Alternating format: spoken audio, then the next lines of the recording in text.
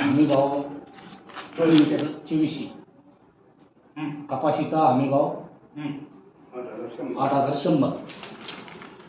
तर ते CCI जे चालू आहे तिथं जे ऑनलाईन करता येतं, जे ऑनलाईन करायचं ते शेतकऱ्याला ऑनलाईन करता येत नाही मोबाईल. आणि जो CCI कापूस घ्यायला लागेल ते पूर्ण व्यापाऱ्याचा कापूस घ्यायला लागेल. त्याच्यामुळं शेतकऱ्यांचं फार मोठं नुकसान व्हायला.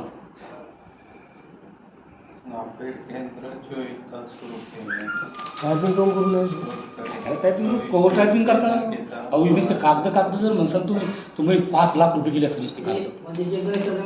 हो विचारा झाले पण सगळं होऊन म्हातार वय झालं माझं. आता तुमच्या लय जुने माणसं साहेब एवढं माझं थपी पडेल अशी काय म्हणजे शेतकरी अजून बी नीट व्हायचा नीट होऊ कोणाला शेतकरी का शासन आपण नीटच आहे. या खरेदी करता ऑनलाईन बंद करा. ती बंद करायची साहेब. ऑनलाईन डायरेक्ट म्हणजे तुम्ही नोंद जिथं हे आहे ना तिथं करायला आम्ही बसलो. कारण की ऑनलाईनच्या नावाखाली ते पैसे खाल्ले.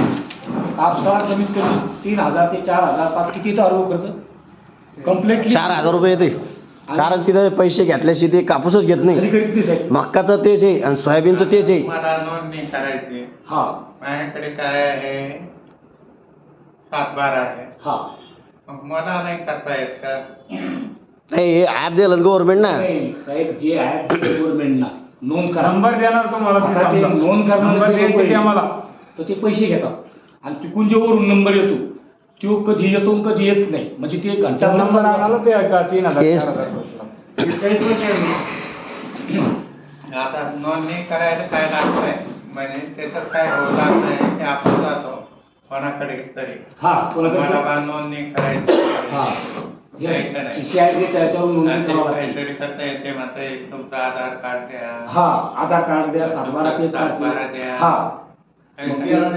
4-5 कागद लागते. मग 7/12 आणि बंद आहे आता आता मक्याचं बंद आहे.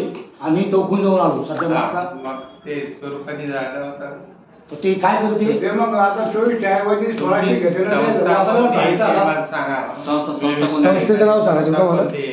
नाही सगळ्या संस्थेवर बोगस कारभार सर एक नाही ठराविक नाही. जालनाच घ्या जालना संस्था आमची.